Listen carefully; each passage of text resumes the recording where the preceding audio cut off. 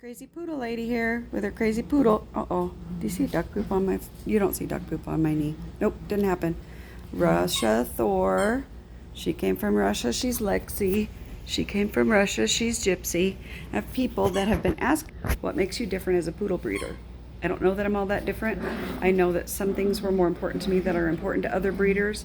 I breed from show lines, but I don't breed show dogs. The reason I don't breed show dogs is because I don't dock tails and I don't take off dew claws. I have a really long page on my website with a lot of information that I have garnered over the years, and I don't know where my stand is for my phone. I'm sorry. This is why it's wiggly. This is what's on my knees. Little girl. I gathered a lot of information over a lot of time to decide what I wanted and what I didn't want in poodle breeding. And one of the things that I learned once I got started was that docking the tail and taking off the dew claws can actually be quite harmful to dogs. And it's just done for aesthetically pleasing reasons, and that's fine. Poodle Club of America supports it. The AKC supports it. Most other countries do not support it. In fact, a lot of other countries, Europe included, the whole section of European countries, actually outlawed it. In Russia, it's not done. I don't think it's illegal there, but it's not done. So I got to really researching why that was, and after I got to watching my European dog, this one right here, use their little thumbs constantly and grab with them and chew their bones by holding on to them, and I noticed that their tails show off more personality than anything. These, if I had Great Danes and they were whipping my bruises onto my legs and whipping everything off on my counters, I might have a different opinion, but I don't think I would.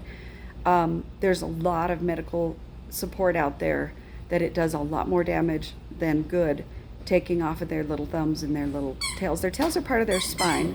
There's a lot of nerves where those itty bitty dew claws are. Nerve damage happens. It happens frequently. It's, in my opinion, not a good thing to do. I know people with hunting dogs that say, oh, you have to do it. They could get hung up on things. They probably can. Rear dew claws more than anything, which toy poodles don't have. But I've actually asked the vets. I deal with 4 different vet clinics where I live, and multiple different vets in those clinics, and they've all told me the same thing. They don't see dogs with dew claws that have been hung up on things. They don't see dogs that have dew claw dangers, injuries, or anything like that. People will tell you they do it because they don't want dogs to get injuries, especially hunting type dogs. In reality, vets very rarely see those. It happens, but it's pretty rare. And they actually see nerve damage from taking those claws off, and nerve damage from docking those tails, than they do from actual problems sustained by whipping a big tail and a dog getting an owie on it, and getting field hurt with a dew claw because your dog's traveling through heavy brush looking for pheasants or whatever. So that's a couple of things I did. I don't do things because they're popular. I don't do things because everybody else does them that way. I kind of made up, oh my God, I'd have to show you. Kind of made up my own mind as to what I was going to do. And let's see, a couple more things that I do that's different than other breeders I know. I don't do puppy mush. A lot of people, when the pups turn 4 to 5 weeks old, give them a mush, and it's disgusting. And I have toy poodles and I'm a groomer, and as such, I don't like that mess. It's awful. It smells awful. It gets sticky as it dries. No matter what you make it out of, it seems to be gross. People want to make it out of ground food and goat's milk and all these things, and I'm sure they're all really good for dogs. I'm not using them. I use Royal Canin mom and baby dog food. The size of the kibble is, like maybe 3 BBs or 2 BBs put together. They're really tiny. And when you moisten them with water, they do not fall apart. You can get them sopping wet and they will swell up to the size of a BB, but they don't fall apart. They're just super soft. So I pour water on it. I put them in one of those saucer feeding bowls, put it down from the time the puppies are 4 weeks old so they can start getting used to the food. If they walk through it, it doesn't come off on their feet. It doesn't track around. It just sits there and then it gets dry. If they throw it out onto the floor or what have you, it's easy to clean up. I don't end up having to wash faces every time I do that. A lot of breeders will have to do like a dip and swish after meal times because the puppies are just covered with this gunk. I don't do that. So there it is. When my puppies are 4 weeks old, they start puppy kindergarten, which means they move from a nursery area in my house to a wild area in my house, which is right there.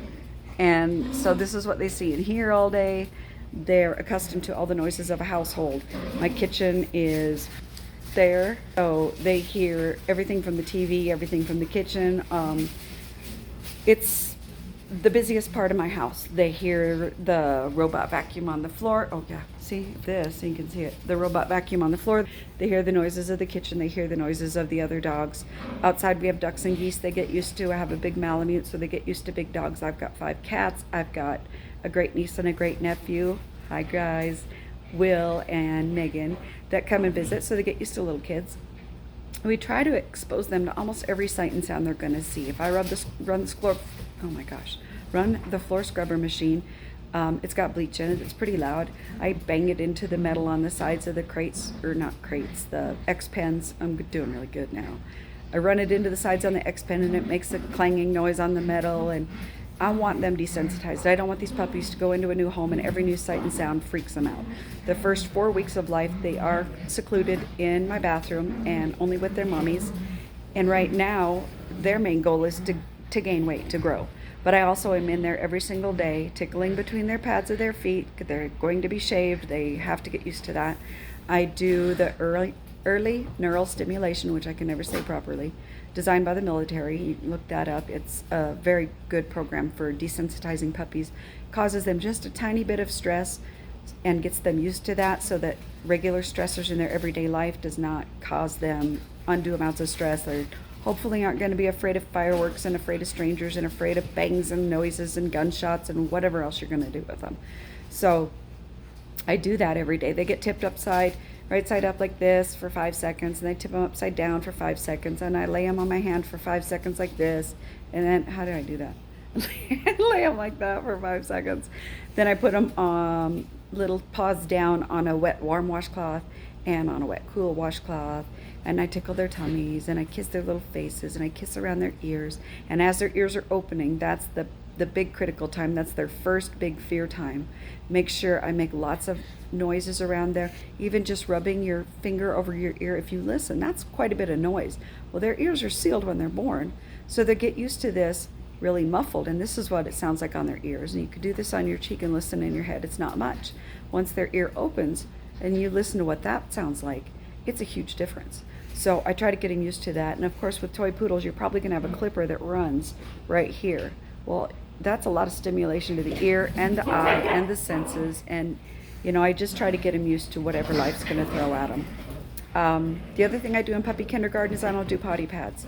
I started with disposable potty pads. The moms eat them, the puppies eat them. They're a great big toy. It's a ridiculous mess. And nobody wants to use those pads in their home, and I can't blame them. They're just gross. Plus, they were going to shred them. That's all there is to it. There's little holders for them, little, I don't know what they even call them, little frames that you can put them in so that the dogs don't run off with them.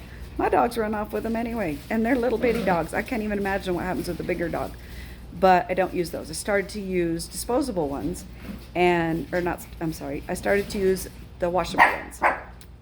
No, the cat apparently is going to kill us all, and they're going to make sure that mommy is safe. Anyway, I started to use the washable ones.